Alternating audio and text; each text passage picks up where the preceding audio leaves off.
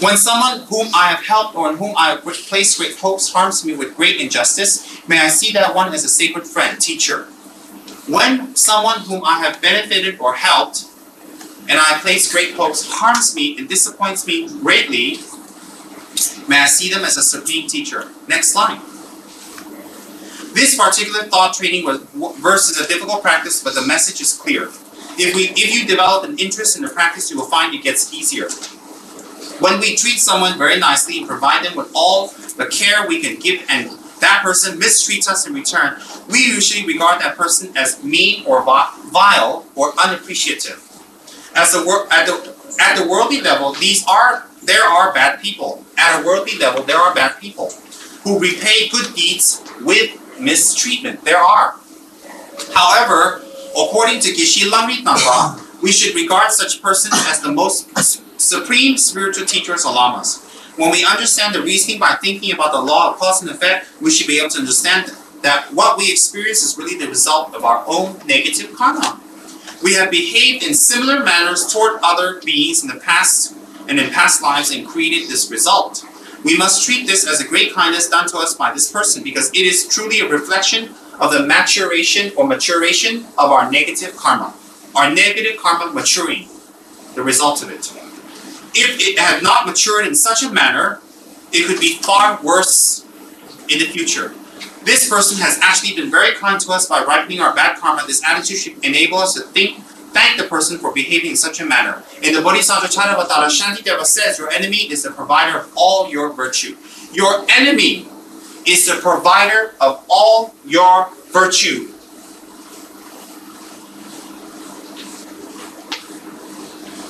And in fact, a person that you have benefited and you have placed great hopes hurts you, it is not that person that has hurt you. It is your wrong intent and wrong motive and wrong projection toward that person that has hurt you. You have projected onto that person, you have labeled that I have helped them, therefore they have to help me. You have a secret expectation. So it is your projection of how that person should treat you, and not fulfilling that projection that has hurt you, but not that person. If you don't put wrong projections on other people, you will not suffer. If you accept others as they are for who they are and what they are, and not put in projections, you will not be disappointed, because the disappointments in life regarding other people are the projections we put on others of how we think they should be, how they should act, how they should practice, how they should talk, how they should eat, how they should react and talk to me. And when they don't fulfill that expectation,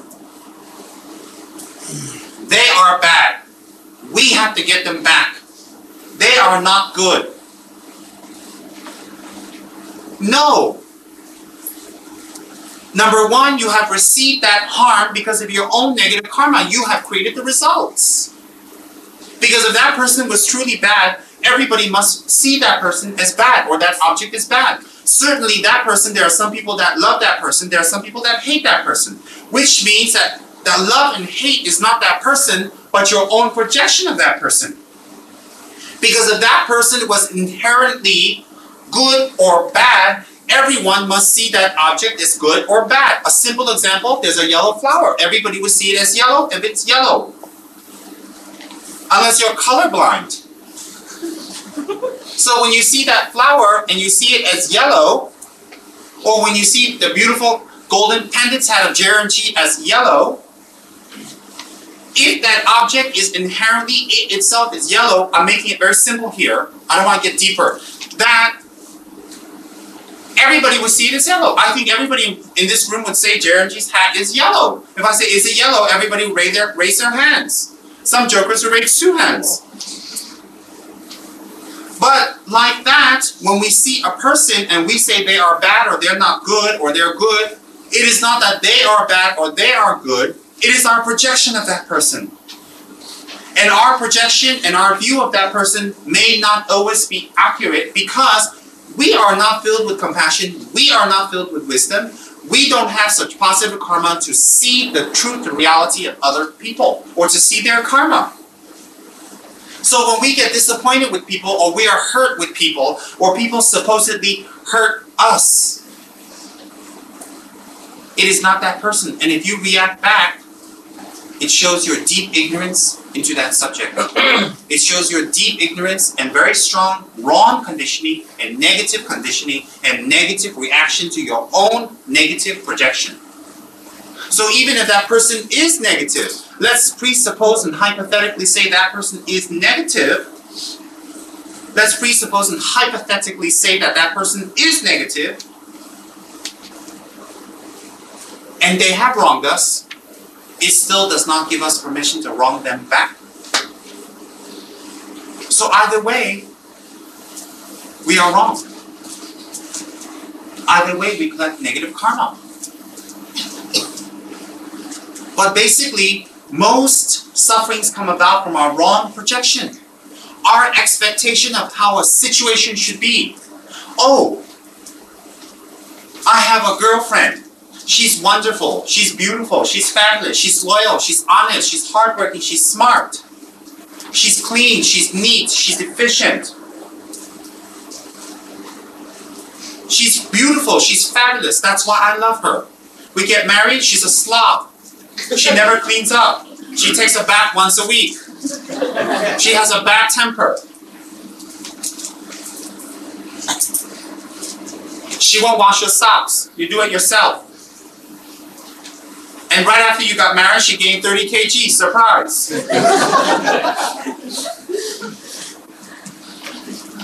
You're disappointed, you're disillusioned, you suddenly find you don't love her anymore. Same if you have a boyfriend. Same with marriages. The reason why marriages have difficulties, sometimes unfortunately, fall apart. Or relationship between boy and girl do not work out on a worldly term, is because of all the projections we have put on that person and that relationship. And it did not fulfill our projection. Our wife should be like that. She should be like this. She should act like that. She should be like this. He should be like that. Blah, blah, blah, blah, blah. He's not like that. Okay, he's not like that, so cut it out. Quit wishing he's like that. He's not. And quit acting that way. Accept him as he is, as she is. So the very projection you put on that person, and when they don't fulfill that projection, you suffer. You cry. You become depressed, lonely. You need to talk to people. Because they did not fulfill your projections. Who is at fault? Yourself. And unfortunately, we work and act out our projections. We feel that that person should be nice to us, that person should be that way, but they're not. We abuse them, we fight back, we round up people against them. We have a hate campaign against that person. We all hate you, we all hate you, we all hate you. We wear t-shirts, we hate that person. We wear hats, we hate that person. We get pins. We get commercial about it, we hate you. We get rallies to hate that person. We never win. It shows clearly your negative state of mind, your lack of understanding, your lack of compassion, your lack of patience and practice, and your lack of realization of the kindness of enemies and people that abuse you. So in fact, you should see that person as a great teacher. What type of teacher? That you should not act like that. And that they are teaching you, that they are giving you a chance to see your state of mind in that condition, in that situation. So we need to stop projecting what we feel or what we want, what we think that person should be, but accept that person for what they are and who they are and how they are. And if we can accept that and be with them, a lot of our problems are solved. If we cannot and we expect this, demand this, and wish this, and want that, and this, and that, and that, and that, we suffer. I'm sorry, we suffer. And we are suffering. We will suffer. We have suffered. No one is perfect. No one is wonderful. And the conditions for someone to be perfect is impermanent. The conditions for someone to be not wonderful is impermanent. Don't be attached to either. Don't be attached to someone who is not nice. And harp on it and think about it. And think about the abuse that they have given you, because it's impermanent. They can change, you can change. Hopefully you change before they change. And people who are wonderful can become not wonderful. So don't be attached to them. Be detached.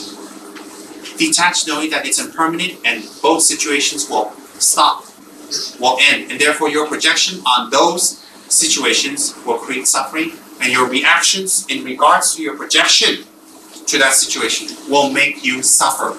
Your projection in regards to that situation, that person, is what makes you suffer.